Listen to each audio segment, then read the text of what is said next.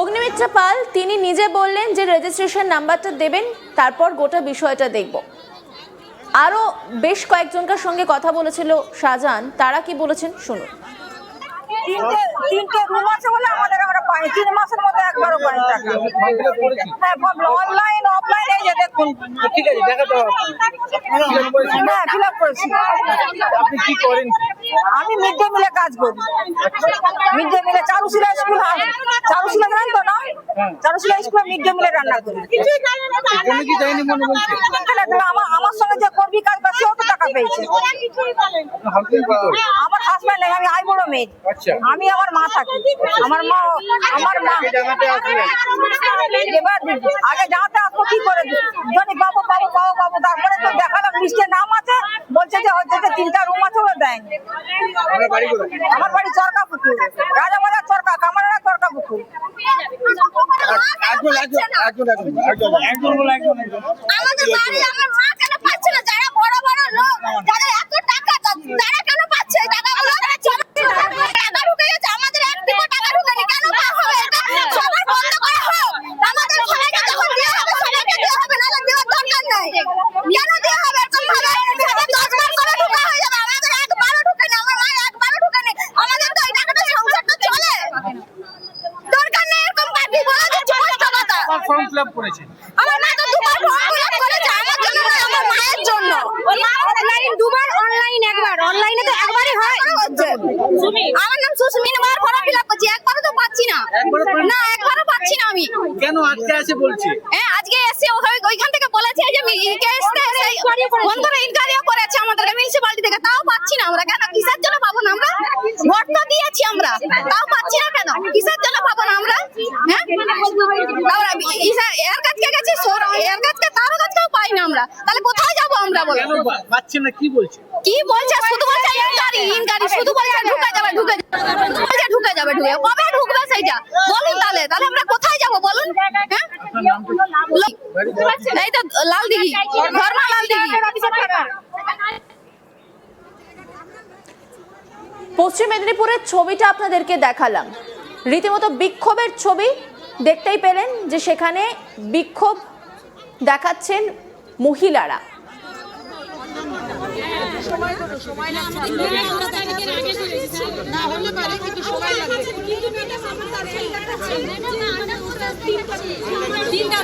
আপনাদের এটা বিধায়ককে জানান। আজকে সকালে এসেছিল প্রায় 300 আছে 1 মিনিট। ওনার যে সেবা কেন্দ্র এমএলএ অফিস, সেখানে আপনার নাম, ফোন নাম্বার আর এনরোলমেন্ট নাম্বার ফর্ম দেবার সময় যে নাম্বার দিয়েছে ওটা ওনার কাছে জমা দিন, উনি দেখবেন। ম্যাডাম আমরা আজকে কথা বলছি পশ্চিম মেদিনীপুরের ছবিটা দেখালাম এবং তার পাশাপাশি আরো একটা ছবি দেখাই, যেখানে সিঁড়ি থেকে নামতেই পারছেন না অগ্নিমিত্রা পাল, সিঁড়িতেই তাকে ঘিরে ধরা হয়েছে। দেখুন সেই ছবিটাও দেখুন।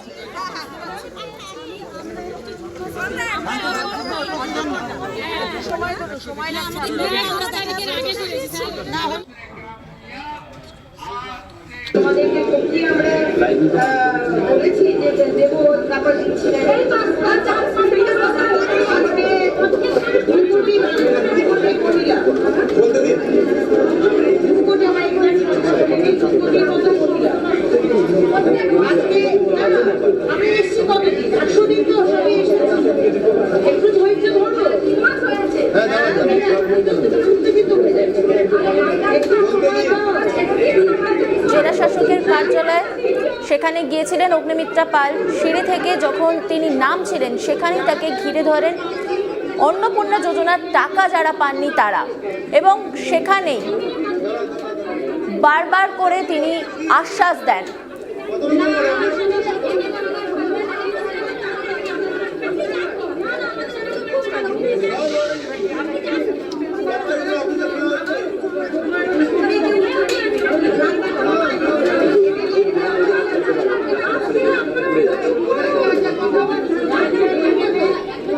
পশ্চিম মেদিনীপুরে দেখতে পাচ্ছেন অগ্নিমিত্রা পালকে ঘিরে ধরে বিক্ষোভ। অন্নপূর্ণা যোজনার টাকা ঢোকেনি, যে কারণে বিক্ষোভ দেখাচ্ছেন সাধারণ মানুষ, বিক্ষোভকারী মহিলারা। তারা বলছেন তারা টাকা পাননি, তারা যোগ্য প্রাপক।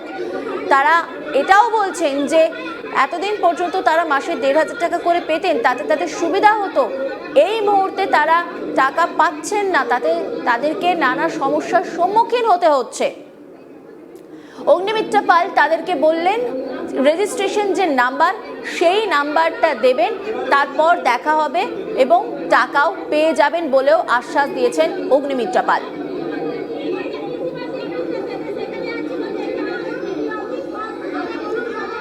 বেহালার ছবিটাও আপনাদেরকে দেখালাম, সেখানেও বিক্ষোভকারী মহিলারা পুলিশকে ঘিরে ধরে রীতিমতো বিক্ষোভ দেখান।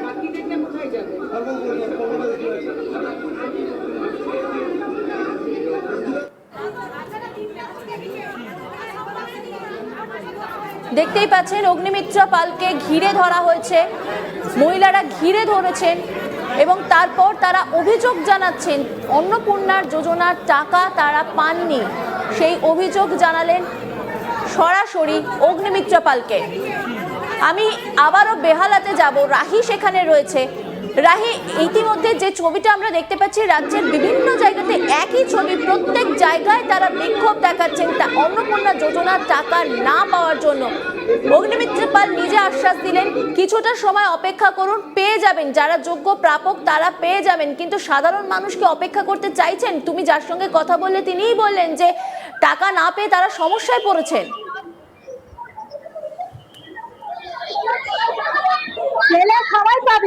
যারা যোগ্য প্রাপক কিন্তু তারা এখনো পর্যন্ত অন্নপূর্ণা ভান্ডারে টাকা পাননি বলে তাদের একটা অভিযোগ রয়েছে। দিদি, আপনারা ফর্ম ফিল আপ করেছেন? হ্যাঁ, অনলাইনে ফর্ম ফিল আপ করছি। অনলাইনে ফর্ম ফিল আপ করেছিলেন আপনি?